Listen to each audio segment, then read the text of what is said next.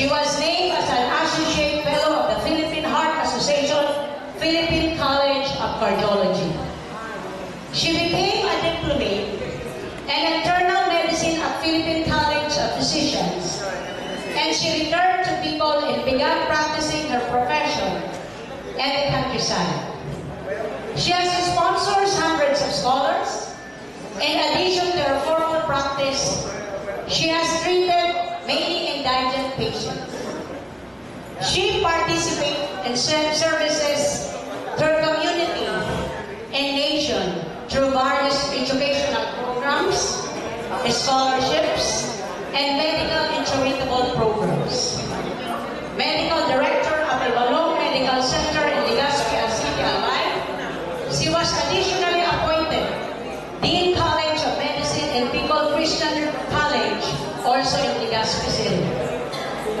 She has led various medical missions, relief distributions, feeding programs, and gift-giving activities as President of Ibalong Medical Center Foundation, as volunteer, and as President of Pinoy Power People Coalition Inc., and as President of Albay Medical Society. In addition to acting as a lecturer, speaker, moderator, and chairman, she also chairs many symposia, conventions, and scientific meetings. Batchmates, let us all welcome and give a big round of applause to our very own, simple, but beautiful and hardworking, talented, no other than Dr. Ophelia Samar C.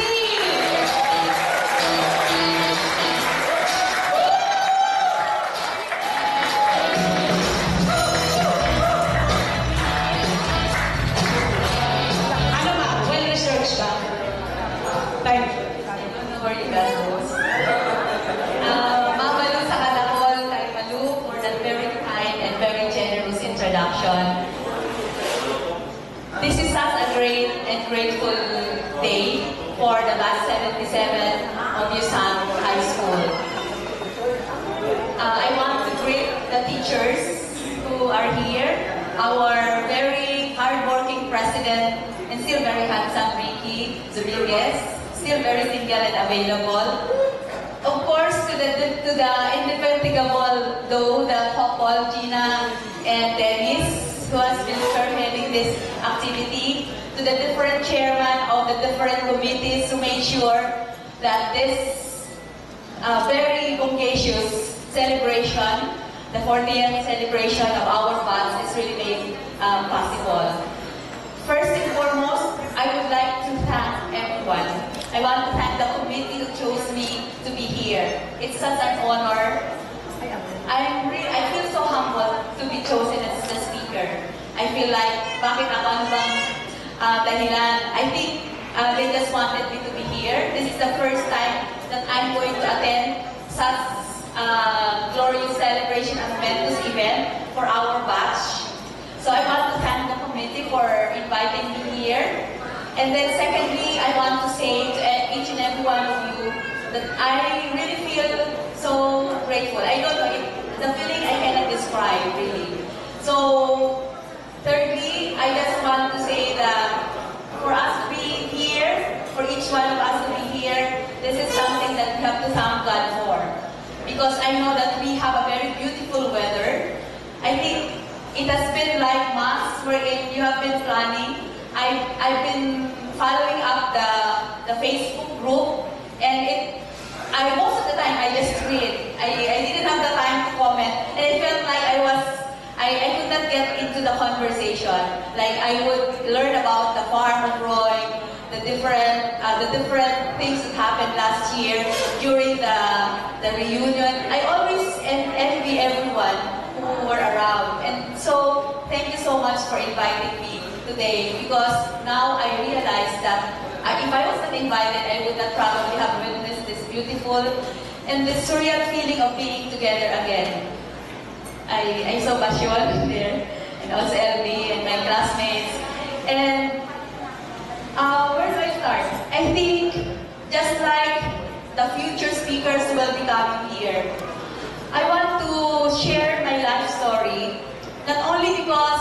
I want to interfere with your activity, but I always love to share it to inspire others. What I went through is something that is not for the books. I went through really hard time, hard life. And if someone would ask me, what's your secret of success? I always tell them, because I started from nothing, physically and also financially. When I was 2 years old, I could not talk, I would not walk. My mother thought I was abnormal. And I remember when I was enrolled in Caton, my parents would carry me to the chapel every day. And then, at the age of 5, I was enrolled in grade 1. I would stutter. I couldn't pronounce S and the R. But something happened. I became first honor of the grade 1 class. And I thought, and my parents were surprised, and they finally realized that I might be good. And they thought that probably kaya ako nag-first honors ato because my mother, we used to sell pancit and dinuguan and binibigyan yung teacher ng pancit and dinuguan. So, sabi ko, kailangan panindigan ko na it's not just the pancit and dinuguan that made me the first honor. So, thanks God, by grade 6, I ended up the valedictorian just like many of my classmates in Alpha 1S. I'm very happy because I have a mother who is really so hardworking and so obsessed with education. So I remember my mother bringing me to each and every school. Yung parang nilalako niya ako and offering my grades to each of the principal, asking for a scholarship for me. I graduated from the most remote barangay of Nabua, Camarines Sur. Ipangayag ninyo di pa sa Tunakaian. And my mother has a very beautiful dream for each and every one of us. My mother came from Isabela, and she comes from a very poor family. And my grandparents didn't like her to go to school. And because of that, my mother almost committed suicide, just to convince my grandparents to send her to school. Anyway, they still did not like it because my mother eventually decided not to commit suicide because she realized it was painful. Makulog pala ito pag gusto ko kutsilyo. So she decided to forgo it. And so she went to Manila to work and at the same time enrolled in dressmaking, met my father, who was also enrolled in tailoring. And there my mother became pregnant and that was the start of the story of our family. So syempre, nag-along na natapos, sobrang tios. And I think one thing that my parents really made us really even poorer was the motto of my father. Ang motto ng father ko is, no retreat, no surrender. Laban kung laban. Ang first namin na kapatid, si Ate Daisy Babaye, graduate din ng USAN. Si Ate Chip, that was my classmate, our classmate, Babaye. And then syempre ako yung pangatlo. The fourth, Babaye. So sabi ng tatay ko, Lord, bigyan mo naman kami ng lalaki. Kasi hindi naman maganda na lahat babae yung anak namin. So nagdasal sila ng nagdasal. And then, yung panglima, babae pa rin. So my father again said, no retreat, no surrender. Laban kung laban. So again, my mother got pregnant and had another girl. That was baby number 6. And then, he prayed again, hoping for a boy. But number 7 baby was still a girl. So we were 7 in the family. And finally, on baby number 8, it turned out to be a boy. Kaya lang, nung nagkaroon na ng boy, sabi ng tatay ko, Lord, and by the way, my father is very prayerful. Sabi ng tatay ko, Lord, bigyan mo naman ng kapatid na lalaki yung aking anak. Kasi tingnan mo naman, yung anak ko, na solong anak na lalaki, 7 babae ang kanyang kalaro at bandika ang kanyang nilalaro. So, ayaw daw niya maging bading. So, nagdasal siya ulit and nagkaroon ulit siya ng another baby boy. So, in short, we were 7 in the family. That was really hard life for us. You have never probably experienced what poverty is if you have never experienced what we experienced.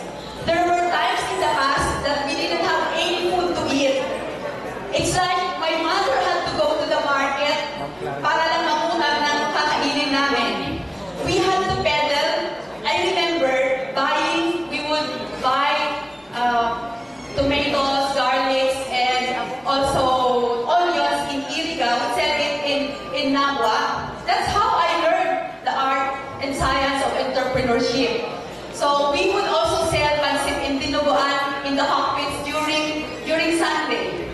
And when I was studying in USAN, my classmates probably didn't know. Of course, I was not in the big six. I was not in the clique. And the rich and the top of our class. Si Erwin nagsasmile. Because I think, I was asking Lilibet, saka si Yoli, we were the poor group of the Alpha 1S. And there were times when we didn't have fare that we will use. I think 25 centavos pamasahe from Nabwa. For Naguenos, it's always a prestige to send a child to Iriga City to study. And so even if we were poor, my parents really made sure that we studied in Iriga City. That gave them so much pride. So minsan wala kami pamasahe, we have to wait for money to come. And I remember we would fetch water in the other barangay, in San Isidro. And our house then was a shanty, barong-barong. It was the shop of my father. So there was no CR, there was no floor, no walls, no ceiling. Those were just makeshift tarpaulins, woods. And even my husband now has been to that house. And that's why I told myself, this man must really love me so much because he saw how hard our lives were during that time. In fact, nauuntog pa yung ulo niya doon sa mga nakasabit na kaldero, yung mga nire-repair ng tatay. Because my father, after having a very bad business in tailoring, went to upholstery. That's how they became a good customer of the store of Gina here. And then my parents had to resort to doing all those repair jobs para lang mapag-aral kami siya. And that's why I remember nung nasa Susan kami, there was this classmates of mine who saw me with my pantry with holes. I remember that. And I remember talagang pinagtawanan ako. And it was really hard because we were on a hand-to-mouth existence. And that's why when Ludi was asking me, sino ang kalang crush mo? I could not answer because at that time, we were just after the basic. What is the next food that we have to eat? What fare can we, where will we get our next fare to go to Iriga? And I think this is something that I have to disclose to each and every one of you because this was the turning point in my life. When we were grade 6, I really wanted to go to UP. Of course, that's the dream of everyone, I think.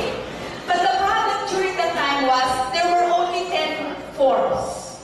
So I was not given the form. I don't know why. I don't even remember who my teacher was at that time. Kasi hindi ako tinawan sa form. And so my father asked my uncle in Manila to send a form from UPCAT. However, when it arrived because of slow snail mail, and then pagdating tapos na yung deadline, pag-submit ng UPCAT, I felt so dejected at that time. Sa buod ko, ganito ka na ba, Lord? We're so poor, and because we're poor, we cannot even get the chance of being better to study in UP. And I prayed and prayed. Of course, I asked God why. Of course, He didn't answer. But the answer was, it paved the way for me to be enrolled in Bicol University. In Bicol University, what happened was, I didn't really know that I was that good. Because remember, I was, Honorable mentioned, Ricky was our valedictorian. We had really it was a very competitive batch. And I didn't know I was good because when I went to Bicol University, naturally in Bicol University, it was the only state university during that time. And the best and the brightest in the whole of Bicol region and even the nearby provinces were enrolled there. And the first exam that we had, I topped all the subjects. So sabi ko, matalino pala ako. So panindigan ko na to. And because of that, my goal was to make my parents be free of paying the 100 peso tuition fee in Bicol University. And because of that aim of mine, to have a full scholarship, I never realized it was not my dream to be summa cum laude at all. And it's only now that I realized, when I graduated in 1981, I got an average of 1.23, I think. And then after that, there's no one that followed, even up to now. So just because we didn't have anything, we were poor, that's why we strive hard. made sure that I would not sleep. And of course, I did not have a boyfriend in college. And that is one thing that can inspire those children who are probably, or the parents who are listening. You really have to be focused if you want to achieve your dream. And sometimes, kahit wala kang pera, you really have to prioritize what is important. So, hindi ako nag-boyfriend. And naturally, when I graduated from Bicol University, I realized, whenever God will close something, will close a door on you, He will open another door, or He will even open a window, or even have to rip off the roof in order to pave the way for what He has planned for you. Because I was in Bicol University, I was a big fish in a small pond. If I was in UP, I know that, because I know my children went there, but I know how hard it is to be in UP. If you are poor and you're in UP or in Manila, it's really going to be very hard. But because it was just in Legazpi City, I had a chance to excel. And that's why you tell your children, if you have children who are going here, just here, I think they have to take that opportunity, because they will be excelling as a big fish in a small pond. That's what happened to me. And because of the honor that I got in Bicol University, they offered me a scholarship in medicine. It also helped me get a scholarship in... Oh, by the way, I didn't dream of becoming a doctor. I remember in high school, nasusubok pa ako magsabi na I want to be a nurse. Because I know pag mag-nurse ka, dapat sobrang mayaman ka. So I just kept it to myself, I wanted to be a nurse. But God is good. Just that didn't make me a nurse, but He made me to become a doctor. And what is funny is, when I finished medicine, I was able to train in UP. So what God didn't give me at the start, He gave it to me at the end. And so I was able to have that great chance and honor to train in UP PGH and become an internist and cardiologist. The first time that I held on money in my hand, ang daming pera. Sabi ko sa sarili ko, yung una kong sweldo as a doctor, when it was given to me, I could not sleep. Sabi ko, my God, why is there's so much money? And so I just thanked the Lord. Thank you. So, when it happened, parang nagpunutan ka lahat, parang it gave you a very good relief that He really is a Lord that is making impossible things really possible. And so, with this, I just want to inspire others who might be having the same difficulty. When my story was featured in Rated K, of course my husband, my children, they didn't like it that way.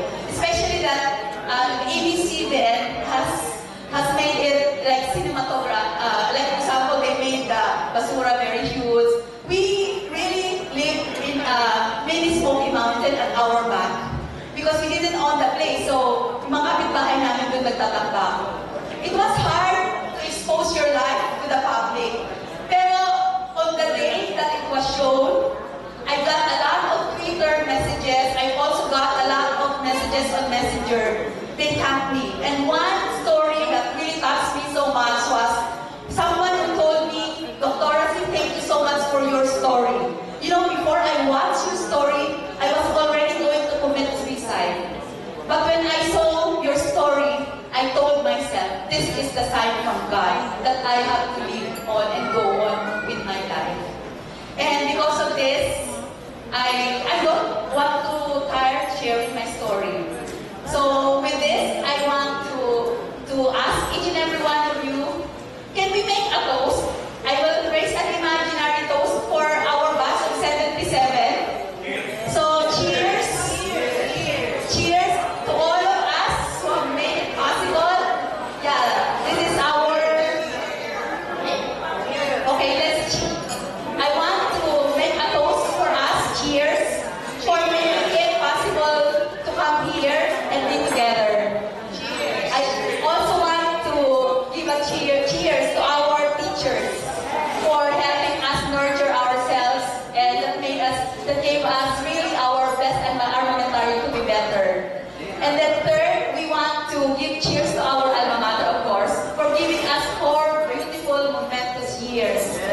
Those were really important years of our lives. And of course,